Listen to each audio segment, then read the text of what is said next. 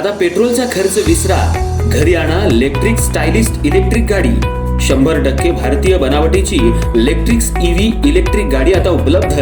5 वर्षांची वॉरंटी, आकर्षक कलर्स आणि स्पोर्ट्स डिझाइन। एकदा चार्ज करा आणि 100 ते 140 किलोमीटर पर्यंत रेंज। अत्याधुनिक सर्व्हिस सुविधा, लोन सुविधा सुद्धा उपलब्ध।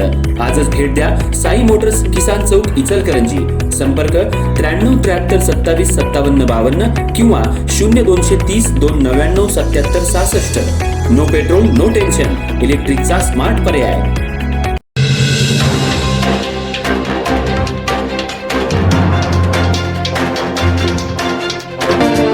इचलकरंजी कोल्हापूर रोडवर असलेल्या कबनूर चौकात ट्रक आणि दुचाकीची धडक होऊन रहमतुल्ला पठाण या 55 वर्षाच्या वृद्धाचा जागीच मृत्यू झालाय।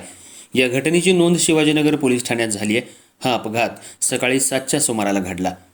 इचलकरंजी शहरातून कोल्हापूरच्या दिशेनं सुतानं भरलेला एक मोठा ट्रक जात होता, तर सकाळी कबनूरमधून इचलकरंजीच्या दिशेनं रहमतुल्ला पठाण हे आपल्या दुचाकीवरून येत होते।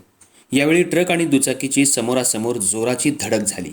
यात रहमतुल्ला पठाण हे गंभीर जखमी झाले। त्यांना उपचारासाठी इंदिरा गांधी रुग्णालयात दाखल केलं असता त्यांच्यावर प्राथमिक उपचार करून पुढील उपचारासाठी सांगली इथं पाठवण्यात आलं, पण रस्त्यातच त्यांचा दुर्दैवी मृत्यू झाला।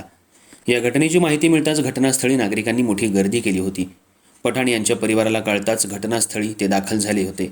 त्यांनी एकच आक्रोश केला। याची माहिती पोलिसांना मिळताच पोलिसांनी घटनास्थळी येऊन पंचनामा करून ट्रक ताब्यात घेतलाय, तसंच ड्रायव्हरलाही ताब्यात घेण्यात आले।